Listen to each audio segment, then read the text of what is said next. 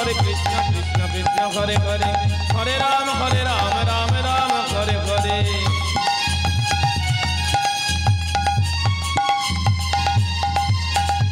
हरे कृष्ण कृष्ण कृष्ण हरे हरे हरे राम राम राम हरे हरे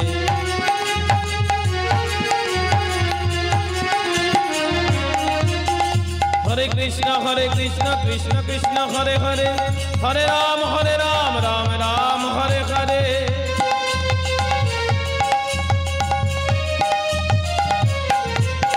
हरे कृष्ण कृष्ण कृष्ण हरे हरे हरे राम राम राम हरे हरे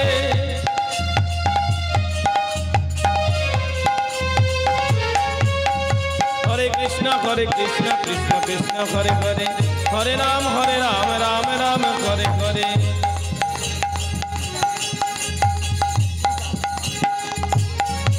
हरे कृष्ण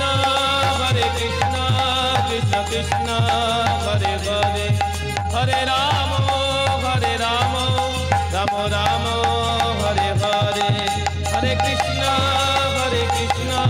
कृष्ण कृष्ण हरे हरे हरे राम राम राम हरे हरे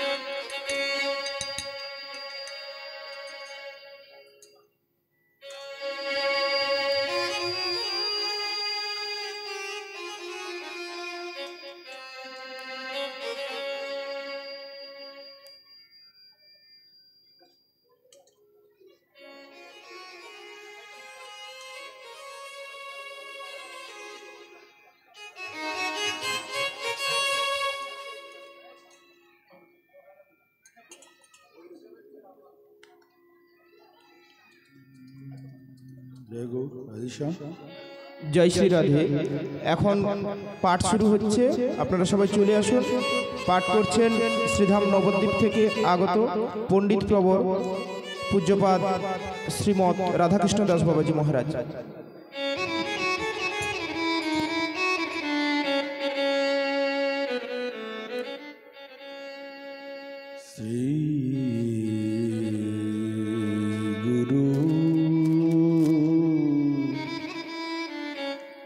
चरण कमलेभ्यो नमः श्री गुरु वर्ग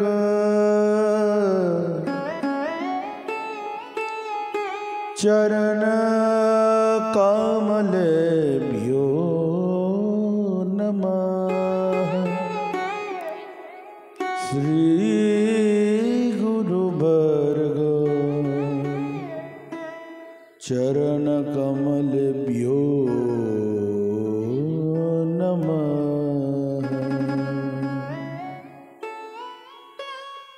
वन्देऽहं श्री गुरो श्रीयुतपदकमलं श्रीगुरून् वैष्णवांश्च श्रीरूपं साग्रजातं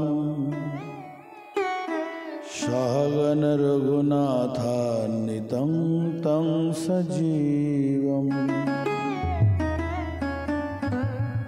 साद्वैतं सावधूतं परिजन सहितं कृष्ण चैतन्य देवं श्री राधा कृष्ण पादान् सहगण ललिता श्री विशाखान्वितांश्च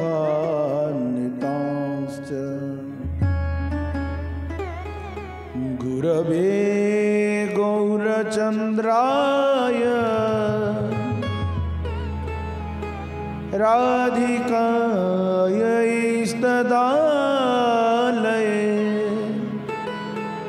कृष्णाय कृष्णभक्ताय तद्भक्ताय नमो नमः। वृंदावने स्थानं देहि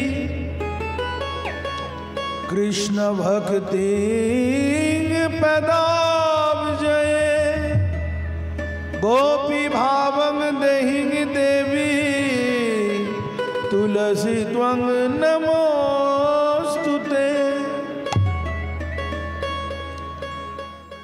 श्रीमद् गौर प्रियं लोकनाथ पदाब्ज षट्पदम् श्री राधा कृष्ण रसन्मत्तं वन्दे श्रीमन्नरोत्तमम्।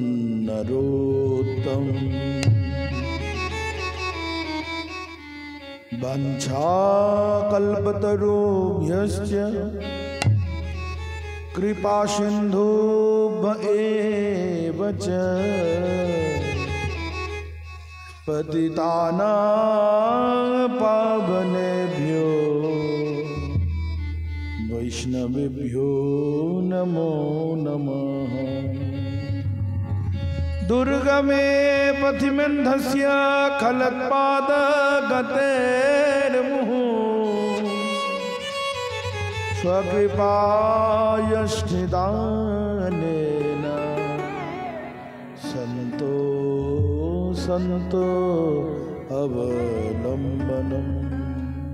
हरे कृष्ण कृष्ण कृष्ण हरे हरे हरे राम राम राम हरे हरे। जय जय श्री राधे श्याम निताई गौर हरि बोल हरि बोल हरि हरि बोल। बोलिए कलि पावन अवतार भगवान श्री कृष्ण चैतन्य श्रीमन महाप्रभु की। बोलिए प्रेम भक्ति महाराज श्री रत्नम ठाकुर महाशय की। सब संतन की सब भक्तन की जय जय श्री राधे श्याम निताई गौर हरि हरि बोल।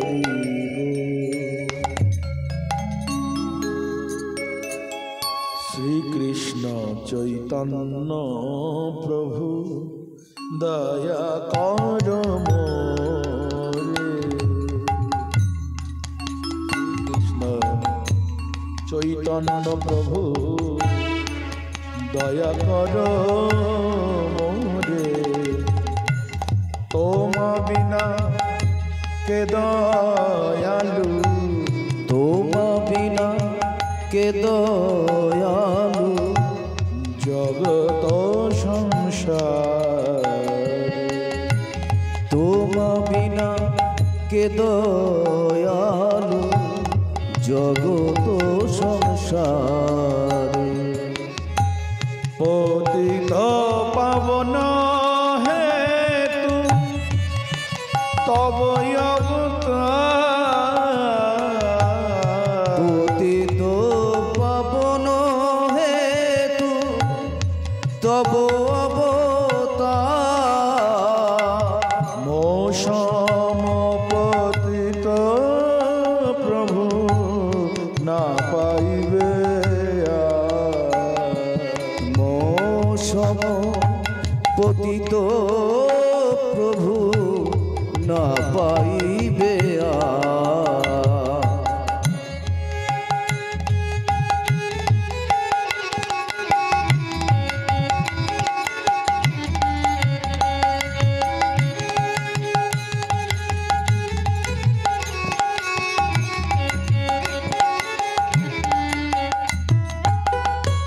हा हा प्रभु नित्यानंद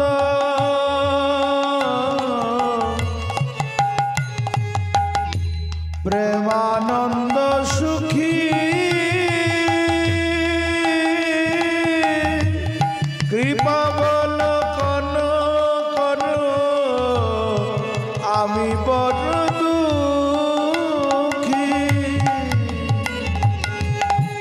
हा हा प्रभु नित्यानंद हरि बोल प्रेमानंद सुखी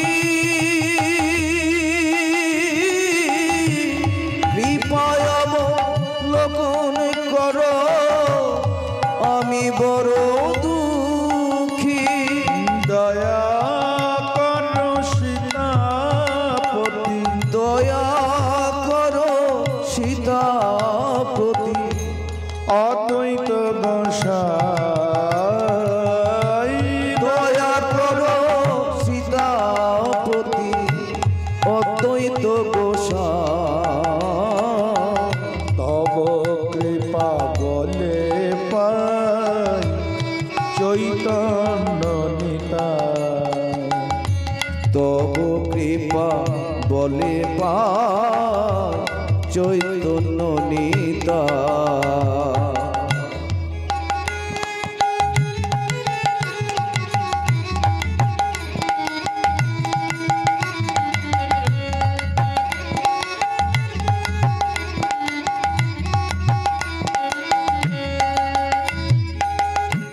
হা হা স্বরূপ সোনা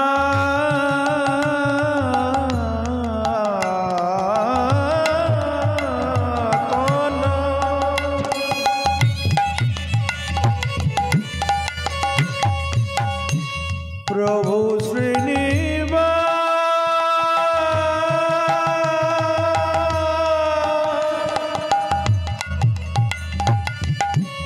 হা হা প্রভু সনাতন প্রভু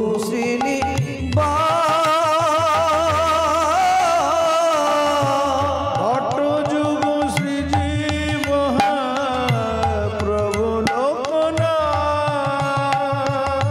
হা হা প্রভু সনাতন প্রভু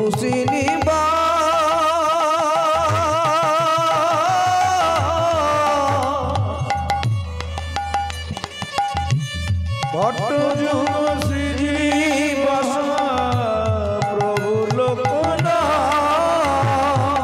দয়া কর শ্রী আচার্য প্রভু শ্রীনিবাস দয়া করুন শ্রী আচার্য প্রভু শ্রীনিবাস রামচন্দ্র সঙ্গ মাগে নরোত্তম রামচন্দ্র সঙ্গ মাগে নরোত্তম বৈষ্ণবের সঙ্গ মাগে এই অধমদা বৈষ্ণবের সঙ্গ মাগে এ অধমদা কৃষ্ণ চৈতন্য প্রভু দয়া কর শ্রীকৃষ্ণ চৈতন্য প্রভু দয়া করো মোরে তোমা বিনা কে দয়ালু তোমা বিনা কে দয়ালু হে তোমা বিনা কে দয়ালু তোমা বিনা কে দয়ালু জগত সংসারে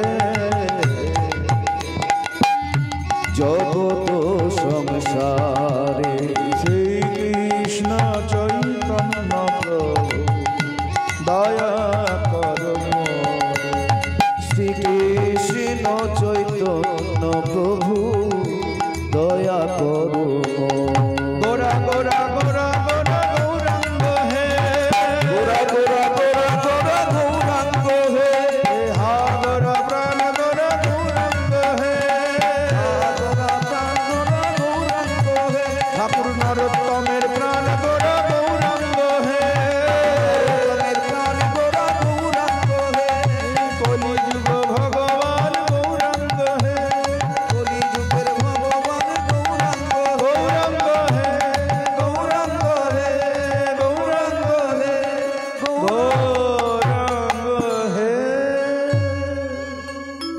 बोलिए श्री गौरांग श्रीमान महाप्रभु की, अनंत गौर भक्त वृंद की जय जय श्री राधेश्वर।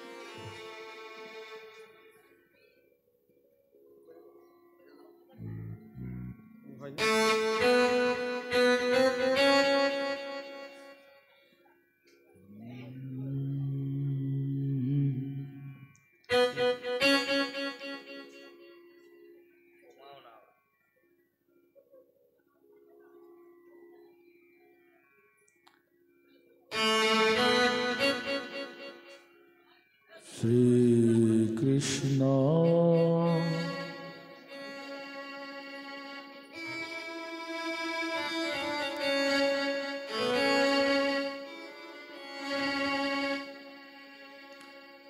চৈতন্য চন্দ্রায় নমঃ।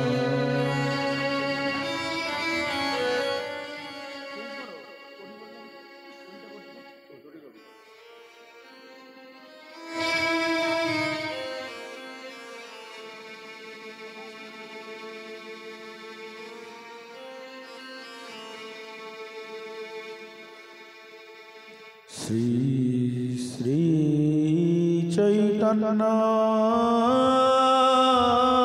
চন্দ্রায় নমঃ। শ্রী চৈতন্য ভাগবত মধ্যখণ্ড অষ্টাদশ অধ্যায় তথা শ্রী ভাগবত দশম স্কন্ধ। শ্রুত্বা গুণান ভুবন সুন্দর শ্রীমতাতে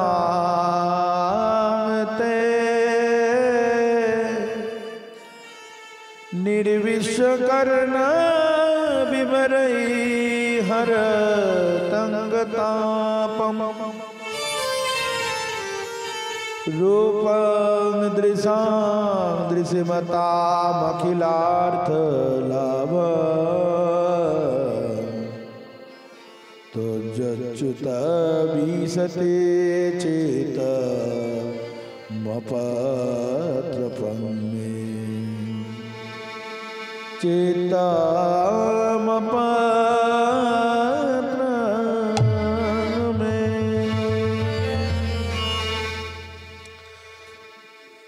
सर्वेश्वरेश्वर जगदीश्वर परमेश्वर आनंदकंद श्री गौर सुंदरेर अहैतुकी अनुकंपाय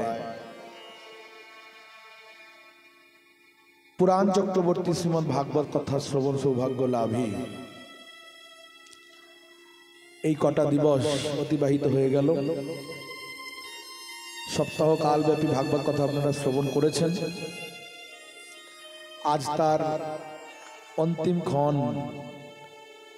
এখন পূর্ণাহুতির সময়, অর্থাৎ নাম রূপ গুণ এবং শেষে যে লীলা, একটু পরেই মহারাজজি তিনি লীলা কীর্তন পরিবেশন করবেন। সময় খুব সংক্ষিপ্ত, তো কথা তো সব হওয়াই কথা, শোনাই কথা, নতুন করে বলার আর আছে কি কথা। তথাপি বারবার শ্রবণ করলে হৃদয়তে প্রতিস্থাপিত হয়, এই জন্যই শোনবার দরকার। কবিরাজ গোস্বামীপাদ বলছেন শ্রূয়তাং শ্রূয়তাং নিত্যং গীয়তাং গীয়তাং মুদা চিন্ততাং চিন্ততাং ভক্তা শ্রী চৈতন্য চরিতামৃতম। নিরন্তর শ্রবণ করতে বলছেন। শ্রীমদ্ ভাগবত জানাচ্ছেন সদা সেব্যা শ্রীমদ্ ভাগবতী কথা ইয়াসাং শ্রবণ মাত্রেণ হরিশ্চিত্তং সমাশ্রয়েৎ। নিত্য শ্রবণ করতে হবে, একই জিনিস বারবার বারবার বারবার, আর তখনই মনের মধ্যে প্রতিস্থাপিত হবে আর একটা রেখা উজ্জ্বল রূপে হৃদয়ে অঙ্কিত হবে। তাই তো বারবার শ্রবণ। আর সর্বোপরি এই সাধু সঙ্গে হরিকথা আস্বাদন এর মাহাত্ম্য তো বিশেষ, কারণ শাস্ত্রে সর্বত্র দেখা যায় যে সাধু সঙ্গ মহৎ কৃপা বিনা কোনো কার্য সিদ্ধি নয়। কৃষ্ণ ভক্তি দূরে রহু, সংসার না হয় ক্ষয়। তো মহতের কৃপা দরকার। মহৎ পদ রজ অভিষেকম, তার চরণের ধুলাতে অভিষিক্ত হতে হবে, তবেই এই নিত্য শুদ্ধ শ্রীকৃষ্ণ ভক্তি লাভে জীব ধন্যাতে ধন্য হতে পারে, গ্রহণ করতে পারে। বলছেন নিত্য সিদ্ধ কৃষ্ণ প্রেম সাধ্য কবু নয়, শ্রবণাদি শুদ্ধ চিত্তে কর এ উদয়। নিজের বিদ্যা বুদ্ধি বল ধন কুল রূপ যৌবন আদির দ্বারা কৃষ্ণ ভক্তি লাভ করা যাবে না। তার উপায় কি? না এই শ্রবণ কীর্তন স্মরণ বন্দন অর্চন দাস্য সক্ষ আত্মনিবেদনাত্মক এই নববিধা ভক্তি অঙ্গ যাজনের দ্বারা। আর শ্রীমদ্ ভাগবতের এটি হলো মূল বিষয়। প্রেম ভক্তি মহারাজ শ্রী নরোত্তম ঠাকুর মহাশয় বললেন যে ভাগবত শাস্ত্র মর্ম নববিধা ভক্তি ধর্ম সদাই করিব সুসেবন, অন্য দেবাশ্রয় নাই তোমারে কহিল ভাই এই ভক্তি পরম কারণ। তাহলে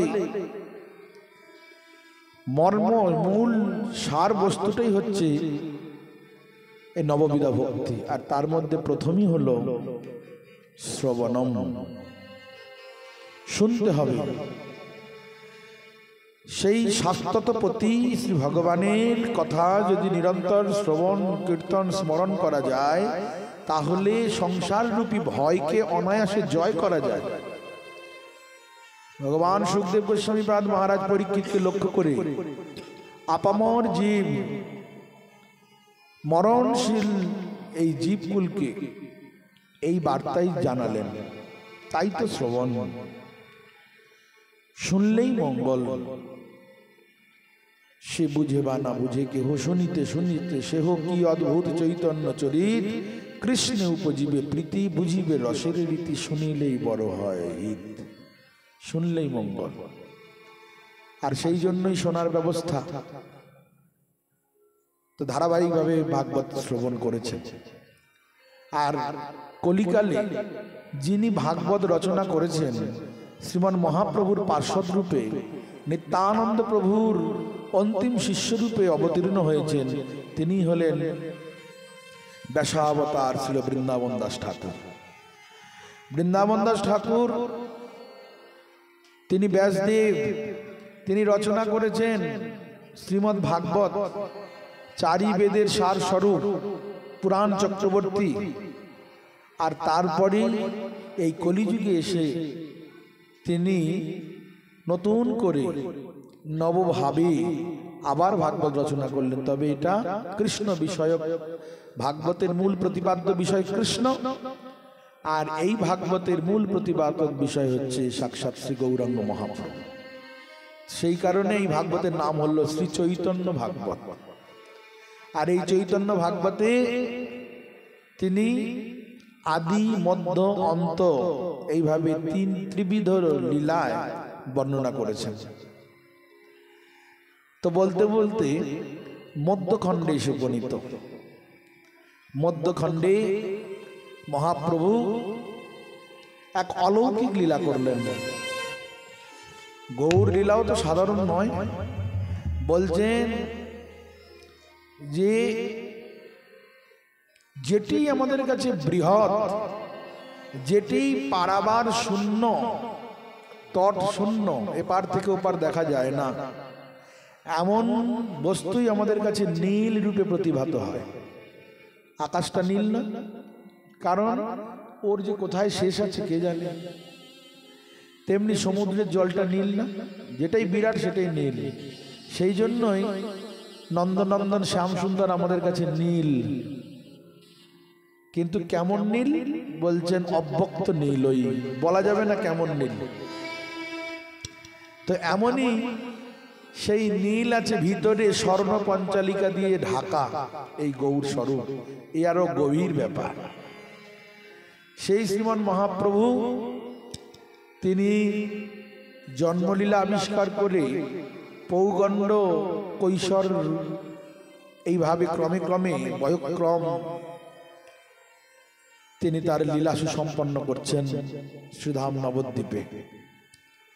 আর এই নবদ্বীপে প্রভুর এক এক দিন এক এক গৃহেতে এক এক প্রকার তার লীলা। চন্দ্রশেখর আচার্যের ঘরে প্রভু এক নতুন লীলা করবেন। আর সেই লীলাই এক দিব্য লীলা। সাক্ষাৎ শ্রীমান মহাপ্রভু বললেন, শোনো, আমরা সবাই মিলে আজ এক নৃত্যের আয়োজন করব, নৃত্য করব। এই নৃত্য হবে চন্দ্রশেখর আচার্যের ভবনে।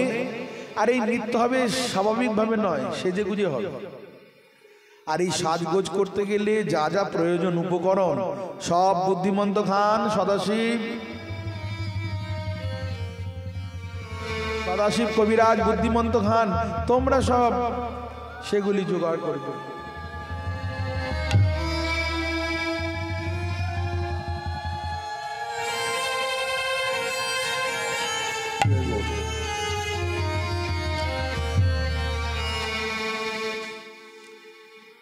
তোমরা সকলে এগুলি সংগ্রহ করবে, প্রভুর আদেশ তাই হবে। অতঃপর বলছেন যে শাড়ি, চুড়ি, কাঁচুলি, অলংকার এই সমস্ত দ্বারা শৃঙ্গার হবে, সাজা হবে। তাই আজ প্রভুর কথা অনুসারে চন্দ্রশেখর ভবনে এমন সমস্ত উপকরণ সমূহ সংগ্রহ হলো। সদাশিব কবিরাজ তথা বুদ্ধিমন্ত খান সব সংগ্রহ করেছেন, কিন্তু শর্ত আছে একটাই, যে তারাই এই লীলা দর্শন করতে পারবে যারা নিজেদের ইন্দ্রিয়কে জয় করতে পেরেছে, সংযমী যারা, তারাই একমাত্র এই লীলা শ্রবণ করতে পারবে। এই কথা শ্রবণ করে সর্বপ্রথমে অদ্বৈত আচার্য প্রভু বিষাদিত হলেন, কারণ আমার দ্বারা সম্ভব নয়। আমি সংসারী মানুষ, 6টা পুত্র আছে আমার, আমি কি জিতেন্দ্রীয়? তাই নয়, আমার হবে না। শ্রীবাস পণ্ডিত বললেন, তো আমারও তো তাই কথা, আমিও তো ছেলেপুলে নিয়ে ঘর করি। একে একে সব বিদায় হয়ে যাচ্ছেন, বাদ করে যাচ্ছেন। মহাপ্রভু বললেন, শোনো শোনো, আজ আমি তোমাদের এমন বর দিলাম যাতে তোমরা একেবারেই যোগেশ্বর হয়ে যাও, জিতেন্দ্রীয় হয়ে যাও। প্রভুর বরে সকলেই ধন্য, আনন্দিত। অতঃপর সেই চন্দ্রশেখর ভবনে যে নাটকের অঙ্ক যেখানে অনুষ্ঠিত হবে সেই স্থান আদি সব সুসজ্জিত হলো। যথারীতি সকল পরিকর যারা যারা এই নাটকে বা নৃত্যেতে অংশগ্রহণ করবেন তারা সব সাজছেন। পাশেই হচ্ছে সাজঘর, আর প্রভু সেই সাজঘরেই আছেন। যারা যারা দর্শনার্থী তারা সম্মুখে বসেছেন, আর মাতৃমণ্ডলীরা তো চিকের আড়ালে বসেছেন। আগেকার দিনে মায়েদের একটু আড়ালে ছিল। সচিমা প্রথমে বসেছেন পাশে মালিনীকে সঙ্গে নিয়ে, ওরাও দেখবেন। আর এদিকে নাটক হওয়ার আগে প্রথমে একটা ঘন্টা পড়ে, আর ঘন্টা পরে পর বাঁশি বাজে, এরকম প্রারম্ভ। এইদিকে প্রথমেই একবারে গোপে তা দিয়ে মালসাট মেরে ধুতি পরে আর মাথায় পাগড়ি বেঁধে হাতে দণ্ড নিয়ে প্রথম প্রবেশ করলেন হরিদাস ঠাকুর। সাবধান, জাগতে রহো, জগৎ জীবন সাক্ষাৎ গৌর সুন্দর ভগবান তিনি আজ লক্ষ্মীর বেশে নৃত্য করবে, তাই সাবধান। এমন ভাবে সে সাবধান বাণী করছেন। আর তার সর্বাঙ্গে তার পুলক, এবং সকলকে বলছেন কৃষ্ণ ভজ, কৃষ্ণ সেব, বলো কৃষ্ণ নাম। এমন ভাবে আজ হরিদাস ঠাকুর দম্ভের সহিত সকলকে কৃষ্ণ ভজনে, কৃষ্ণ নামের উপদেশ করছেন। আর হরিদাস ঠাকুরের এই কোতোয়াল হয়ে তার যে হাব ভাব অঙ্গভঙ্গি তা দর্শন করে সমস্ত দর্শনার্থীগণ তারা অভিভূত, তারা সকলেই হাসতে লাগলেন।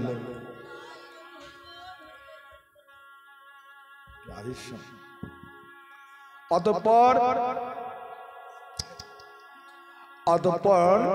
কি হলেন হরিদাস ঠাকুর, তিনি বলছেন আমি বৈকুণ্ঠের কোটাল, বৈকুণ্ঠ থেকে এসেছি। চিরকাল কৃষ্ণ সম্বন্ধে আমি ভক্তি, জ্ঞান ইত্যাদি প্রদান করে সকলকে জাগিয়ে থাকি। আজ প্রেম ভক্তি প্রভু লুটিয়ে দেবেন, সকলেই তা গ্রহণ করো। এই বলতে বলতে নিজের গোপেতে তা দিচ্ছেন, মোচড়াচ্ছেন, গোপ মোচড়াচ্ছেন হরিদাস ঠাকুর। আর অমন সময় শিবাস পণ্ডিত উঠে এসেছেন, সারা গায়ে তিলক অঙ্কিত, আর তার সঙ্গে তিনি মহাদীর্ঘ পাকা দাড়ি, কাঁধে বীণা আর হাতে কুশ, এই নিয়ে তিনি প্রবেশ করলেন। আর তার সঙ্গে সঙ্গে তার ভাই রামাই পণ্ডিত, তিনিও কমণ্ডলু আসনাদি হাতে নিয়ে পিছনে পিছনে আসছেন। দেবশ্রীপাদ নারদের সেবক বলে কথা। এইভাবে দেবশ্রীপাদ নারদ সহ রামাইকে সঙ্গে নিয়ে প্রবেশ করলেন। আর সেই চারিদিকে ঘিরে ঘিরে ঘুরে ঘুরে নৃত্য করছেন আর শ্রীমন নারায়ণের গান গাইছেন। নারদ মুনি বাজায় বীণা, রাধিকা রমন নামে, নারদ মুনি বাজায় বীণা, রাধিকা রমন নামে, নারদ মুনি বাজায় বীণা, রাধিকা রমন নামে। নাম মনি উদিত হয় ভগত গীত সবে, মুনি উদিত হয় ভক্ত হৃদয় মাঝে, নারদ মুনি বাজায় বীণা, রাধিকা রমন নামে। নারদ মুনি বাজায় বীণা, রাধিকা রমন নামে। শ্রীমৎ নারায়ণ নারায়ণ নারায়ণ, নারায়ণ নারায়ণ হরি বল। শ্রী নারায়ণ নারায়ণ নারায়ণ, শ্রীমদ নারায়ণ নারায়ণ নারায়ণ, ভজমন নারায়ণ নারায়ণ নারায়ণ, নারায়ণ নারায়ণ, যজ্ঞ নারায়ণ নারায়ণ নারায়ণ, নারায়ণ নারায়ণ নারায়ণ, নারায়ণ নারায়ণ নারায়ণ নারায়ণ নারায়ণ। এইভাবে শিবাস পণ্ডিত এত হাব ভাব করছেন আর এত বিনা নিয়ে নৃত্য করছেন, যা দর্শন করে সমস্ত দর্শনার্থীগণ তারা অভিভূত হলেন। সচিমা বলছেন, মালিনী দেবী কি এ কি তোমার পণ্ডিত, মানে শিবাস পণ্ডিত? মালিনী দেবী বলছেন, হয় হয়। যেই বলেছি হয় হয়, শিবাসকে ভালো করে দর্শন করে ওইখানেই মূর্ছিত হয়ে গেলেন। মা সচি সেখানেই মূর্ছিত হলেন। তাড়াতাড়ি করে বাতাস করে চোখে মুখে জল দিয়ে সম্বিত ফেরালেন। আসলে দেবর্ষিপাদ নারদিত শিবাস।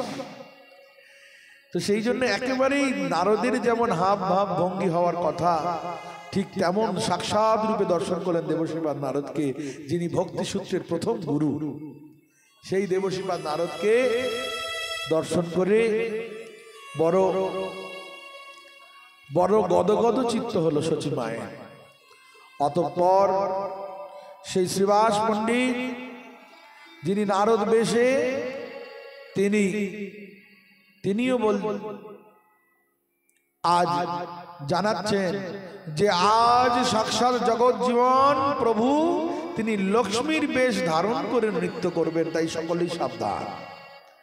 এমন ভাবে কৃষ্ণ কৃষ্ণ নাম করে সকলকে সচেতন করছেন। এমন সময় মহাপ্রভু তিনি রুক্মিণী ভাবে মগ্ন হয়ে গৃহাভ্যন্তরে নয়ন জলে মাটির মধ্যে কি যেন লিখছেন। কি লিখছেন?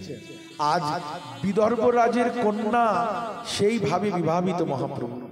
তিনি শাড়ি পরেছেন, চুড়ি পরেছেন, কাচুলি বেঁধেছেন, সব সেজেছেন, রুক্মিণী ভাবে তিনি সেজেছেন। আর সেই ভাবে বিভাবিত হয়ে গেছেন মহাপ্রভু। তিনি আজ সেই শ্লোক লিখছেন, যেই শ্লোকটি পত্রের মাধ্যমে পাঠিয়েছিলেন কৃষ্ণের নিকটে। কি লিখছেন? শ্রুত্বা গুণান ভুবন সুন্দর শ্রীমতাঙ্গতে নির্বিশ্বকর্ণ বিবরৈ হরতঙ্গতাপম রূপং দৃশতমামখিলার্থলাভম তুজ্জচ্যুত বিশতি চিত্তম পত্রপং মে। বলছে আজ রুক্মিণী দেবী যে চিঠিটা লিখেছিলেন মহাপ্রভু সেটিকে আজকে লিখছেন। রুক্মিণী দেবী যেটি লিখেছেন সেইটার দ্বারা জগজ্জীবকে শিক্ষা দিচ্ছেন যে ভগবানকে ভালোবাসতে গেলে কি করতে হয়। ভগবানকে তো ভালোবাসতে হবে, এটাই তো মূল কথা শাস্ত্রের। তো যাকে দেখিনি তাকে কি ভালোবাসা যায়? আমরা তো প্রত্যক্ষ কাউকে না সরাসরি দেখলে ভালোবাসা তার জন্য মনে চিন্তা করে করতেই পারি না। তো যাকে দেখিনি তাকে ভালোবাসবো কি করে? বলেন উপায় হলো তার কথা বেশি করে শুনতে হবে। শুনতে শুনতে ভালোবাসা যায়। তার প্রমাণ হলো এই রুক্মিণী দেবী।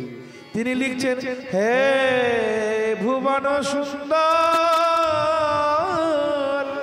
সম্বোধনটা কি? আগে চিঠি লেখাতে সম্বোধন হতো না, এই যে পরম পূজনীয়, এইভাবে আগে সম্বোধন করা হতো। এখন তো চিঠি লেখা উঠে গেছে। তো লিখছেন, হে ভুবন সুন্দর,